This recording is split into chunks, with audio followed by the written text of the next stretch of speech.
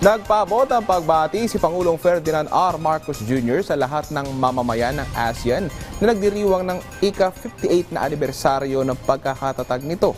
Ayon sa Pangulo, pinagmamalaki niya ang papel ng Pilipinas sa paglalatag ng pundasyon ng isang rehiyong nakaangkla sa kapayapaan, pagtutulungan at sama-samang pag-unlad sa loob ng mahigit 5 dekada.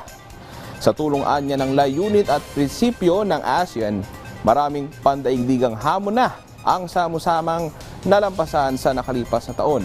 Dagdag pa ng Presidente, sa pamamagitan ng pagkakaisa at mga dialogo, napalawig ang mga benepisyong magpapaunlad sa pamumuhay ng bawat mamamayan at komunidad.